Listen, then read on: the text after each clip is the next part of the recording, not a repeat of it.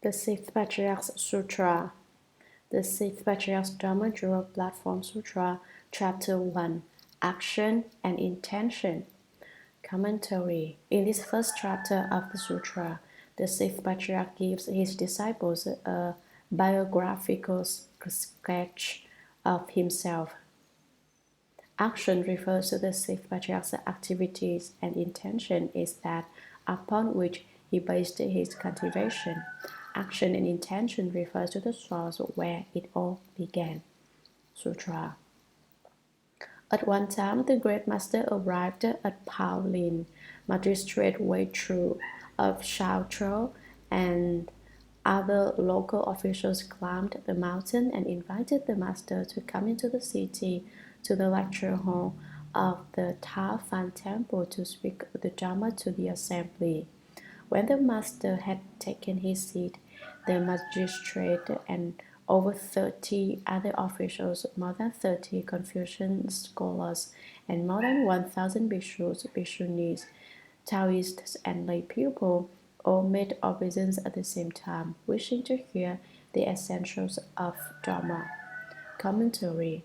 For every sutra, 6 requirements must be met, commonly explained in the opening sentences.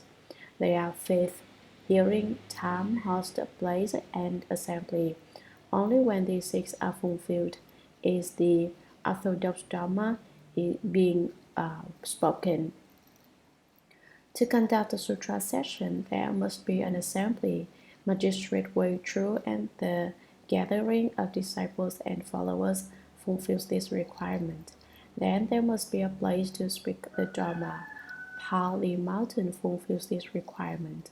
A Dharma master who thoroughly understands the Dharma must be present as host. Here it is the Great Master, the Sixth Patriarch. At one time suffices for the time requirement, and that all made obeisance at the same time fulfills the faith requirement. They came wishing to hear the essentials of Dharma, and that fulfills the requirements of hearing. Wei Chu and the officials climbed Paolin Mountain, which is about 10 miles from Shaochou, where Hsuan Hua Temple, now called Hsuan Temple, is located. I lived there for a while. This is where the Sixth Patriarch spoke the Dharma Jewel Platform Sutra. Sutra, the Great Master said to the assembly, good knowing advisors, the self-nature of Bodhi is originally clear and pure. Simply use that mind and you will straightway accomplish Buddhahood. Good knowing advisors, listen while I tell you about the actions and intentions by which Hui Neng obtained the Dharma. Commentary. The Great Master spoke to the assembly. You are pupil with good roots and much wisdom. The self-nature of Bodhi is one's own originally enlightened, clear, and pure nature. It cannot be produced or destroyed, defied or purified, increased or decreased. Use this mind, don't use your false thinking mind. Using his own name in the formal style, the Sixth Patriarch calls himself Hui Neng, saying, now I will tell you how Hui Neng obtained the Dharma. Listen. Sutra. Hui Neng's stern father was originally from Fanyang. He was banished to Xinzhou in Lingnan, where he became a commoner. Unfortunately, his father soon died and his aging mother was left alone. They moved to Nan Hua and poor in bitter straits. Hui Neng sold wood in the marketplace. Commentary. From his native district of Fanyang, Hui Neng's father was sent to Lingnan. Because the father is more apt to discipline the children, he is respectfully called stern. The mother ordinarily offers loving kindness to her children, and so she is spoken of as compassionate. Hui, kind, means that he was kind and compassionate, bestowing Dharma upon living beings. Neng, able, means that he was able to do the Buddha's work. The Sixth Patriarch's family name was Lu. Huineng's father was banished to Lingnan, a frontier region during the Tang Dynasty inhabited by government exiles. The Sixth Patriarch's father, an official, may have been convicted of an offense and thus banished to Lingnan. Huineng had an unfortunate and unlucky life. His father died when the master was between the ages of 3 and 5 years, leaving him alone with his widowed mother. He and his mother moved to Nan Hua, where they endured the hardships of poverty. How did they survive? Master Huineng hiked into the mountains and chopped wood, returned and sold it in the marketplace, using the money to buy rice for his mother and himself. Sutra. Once the customer bought firewood and ordered it delivered to his shop. When the delivery had been made and Huineng had received the money, he went outside the gate where he noticed a customer reciting a sutra. Upon once hearing the words of this sutra, one should produce that thought which is nowhere supported. Huineng's mind immediately opened to enlightenment. Commentary. Because the Sixth Patriarch's family was poor, he received little formal schooling and could not read. At that time, in China, one needed money to go to school, but in spite of his illiteracy, the Sixth Patriarch's disposition was extremely sharp. And as soon as he heard the line of the sutra which says that one should have a true mind which is nowhere attached, he immediately became enlightened. He understood that what he had never understood before. Many will hear the sentence, one should produce that thought which is nowhere supported. Are there any who will open to enlightenment? Someone exclaims, why, I have. I ask you, what is the enlightenment you have opened? What is the enlightenment unopened? Ask yourself. Sutra. Thereupon he asked the customer what sutra he was reciting. The customer replied, the Diamond Sutra. Then again he asked, where do you come from and why do you recite this sutra? The customer said, I come from Tung Chen Monastery in Chizhou, Huangmei Province. There the fifth patriarch, the great master Hong Chen dwells, teaching over 1,000 disciples. I went there to make obeisance and heard and received this sutra. Commentary. The great master, the fifth patriarch, lived in Tung Chen Monastery with more than 1,000 disciples whom he taught and transformed. At that time, in China, the study of the Dharma was so fervently pursued that it was not unusual to have 1,000 people on one mountain studying the Buddha Dharma together.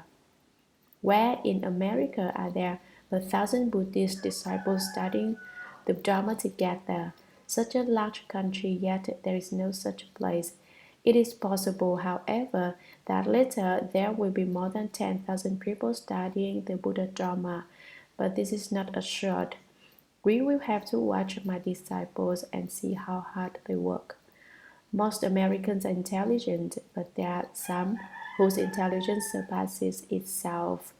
Every day, from morning to night, they are caught up in taking confusing drugs. By taking these drugs, they may attain small and different states of consciousness which they cannot obtain without drugs. These people try drugs again and again until one day they see that it is useless. They think, I've been taking drugs for such a long time now, and I still have not become enlightened. When they realize this, they may turn toward the truth. I teach you the Buddha Dharma, so in the future you can speak the Dharma to teach and transform living beings. Do not be careless, but work well and without confusion, and then many will come to study. You who are now studying the Sixth Patriarch Sutra must know the origin of your learning.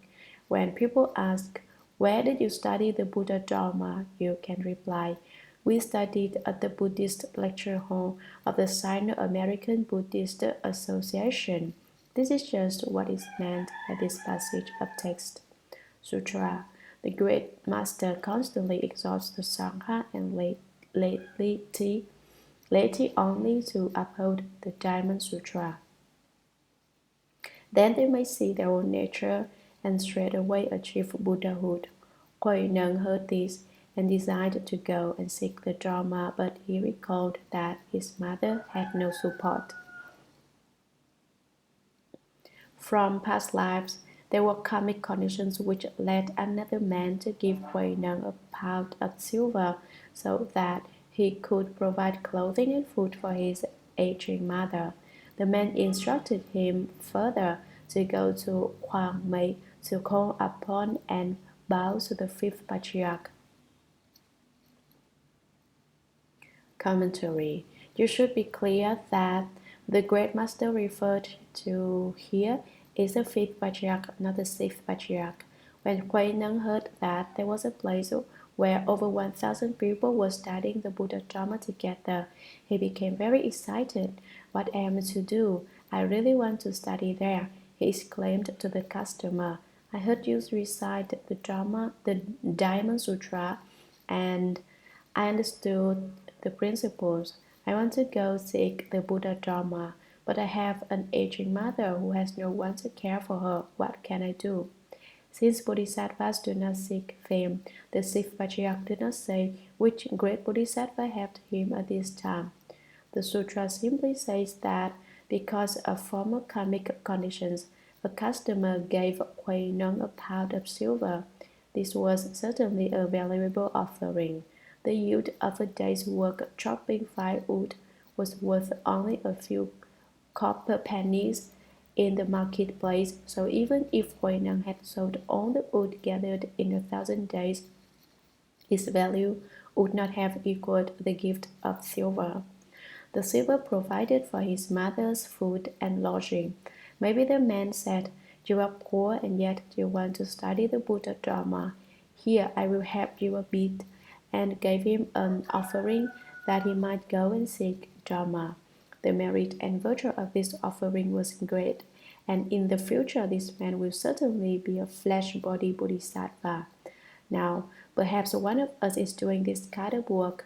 Think to yourself, have I done this kind of meritorious deed? You don't remember, it doesn't matter. There's no need to have false thinking about it. The man urged him on, saying, "You have such great faith that as soon as you heard this sutra, you opened to enlightenment and understood the principle. Hurry, go right away to see the great master at Huang Mei. It will surely be worth your while. Do not delay, go at once." Sutra. After Huai Neng had made arrangements for his mother's welfare, he took his leave. In less than 30 days, he arrived at Huang Mei and made obeisance to the Fifth Patriarch, who asked him, "Where are you from? What do you seek?" Huai Neng replied, "Your disciple is a commoner from Xinzhou in Lingnan and comes from afar to bow to the Master, seeking only to be a Buddha and nothing else." The Patriarch said, "You are from Lingnan and are therefore a barbarian. So how can you become a Buddha?"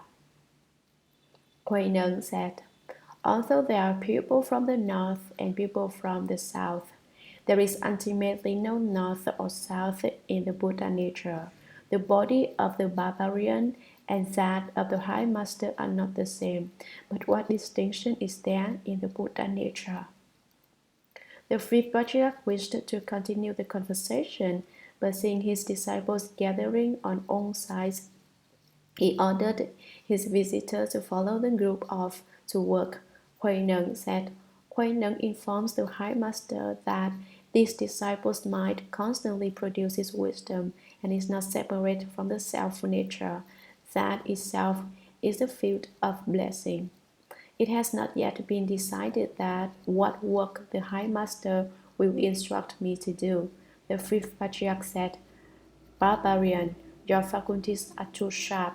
Do not speak further, but go to the back courtyard.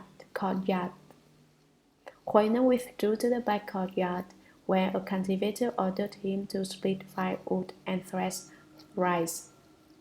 More than 8 months had passed when the Patriarch one day suddenly saw Huaineng and said, "I think these views of yours can be of use, but fear that evil people may harm you. For that reason, I have not spoken with you. Did you understand the situation?" Huaineng replied, "Your disciple knew the master's intention and has stayed out of the front hall so that others might not notice him." Commentary. As soon as the sixth patriarch made arrangements for his mother's welfare, he left. Some 30 days later, he arrived at the east side of Hsuan Hua Mountain, a untouched monastery. During his journey, he had had no phone stores, and so he was unaware of how much time had passed before he arrived at Hsuan Hua. The master was 22 years old at the time. When the great master asked from where he had come, Huaineng told him that he was from the south, from Central. "I don't want anything at all," he said. "I only want to be a Buddha. All the rest is irrelevant." The fifth patriarch said, "You are a southerner, you are the southerner, and southerners are all barbarians." The word barbarians is in Chinese "he liao." He is dog-like animal with an extremely short snout. Liao refers to the coarse people of the borderlands. Basically, this means that those who cannot understand the principles of being human belong to the category of animals. "And how can you become a Buddha?" asked the fifth patriarch. The sixth patriarch answered him promptly. "Although people are from the north and from the south," he said, "the Buddha nature is one and is everywhere the same." The fifth patriarch's disciples were gathered all around, so he said no more. He simply told the sixth patriarch, "Good, you have come. Now go to work with the others. Hurry off." Huaineng said his own mind always produced wisdom. This wisdom is produced from one's own self-nature, and the fields of blessings are not separate from it. "I do not yet know what the master wants me to do," he said. The patriarch heard Huaineng talking this way and said, "This barbarian has sharp roots." He cautioned Huaineng to be more discreet and not talk so much. "Speak no more," he said. "Go to the back courtyard." In the back courtyard, a cultivator told Huaineng what to do. When people first come to a place, they are always bullied. This disciple, who had not yet left home, said to Huaineng, Every day you must cut wood, build a fire, and cook the food. Here's an axe, and be sure to cut the cuddling too. Besides that, every day you must thresh the rice." Over 8 months later, the Patriarch saw Huaineng working on the threshing ground and said to him, "I think that your wisdom and opinions can be used, but fearing jealous people might harm you, I have not spoken with you too much. Did you know that?" Huaineng said, "I understand. I have not dared go into the front Dharma hall to speak with the master, lest others notice my actions or the master's compassion toward me." Sutra. One day the Patriarch summoned his disciples together and said, "I have something to say to you. For people in the world, the matter of birth and death is a great one. All day long you seek fields of blessings only. You do not try to get out of the bitter sea of birth and death. If you are confused about your self-nature, how can blessings save you?" Commentary. The fifth patriarch said, "Regardless of whether you are extremely rich or bitterly poor, you cannot avoid birth and death. Consequently, you should know how you were born. If this question of birth and death is not resolved, life is dim and confused, and you are confused with coming and going. You do nothing but seek merit among the gods and among humans. You do not know how to seek wisdom. Thus your soul and drift in the suffering sea of birth and death. It is said that one who cultivates wisdom and does not cultivate merit is like a heart with an empty begging bowl. He is very wise, but no one makes offerings to him. But if one cultivates merit and neglects wisdom, he is just like a big elephant wearing a pearl necklace beneath the adornments of blessing. He is stupid and will never solve the problem of birth and death. Sutra. Each of you go back and look into your own wisdom and use the prana nature of your own original mind to compose a verse. Submit it to me so that I may look at it. If you understand the great meaning, the robe and Dharma will be passed on to you, and you will become the sixth Patriarch. Hurry off, do not delay. Thinking and considering is of no use in this matter. When seeing your own nature, it is necessary to see it at the very moment of speaking. One who does that perceives as does one who wields a sword in the height of battle. Commentary. Verse here is the Sanskrit word gather. A gather is composed of lines of uniform length, though the length may vary from gather to gather. Go quickly, said the fifth patriarch. Go as if a fire were about to overtake you.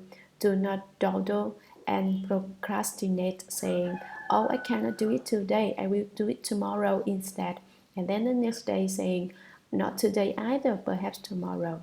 Do not keep putting it off and do not try to think about it. It is useless to use your discriminating mind. If you have deep prana wisdom, you understand the moment you hear the words spoken, just as one grabs a weapon and confronts the oncoming enemy. So do you perceive? You can see the nature in the same immediate way.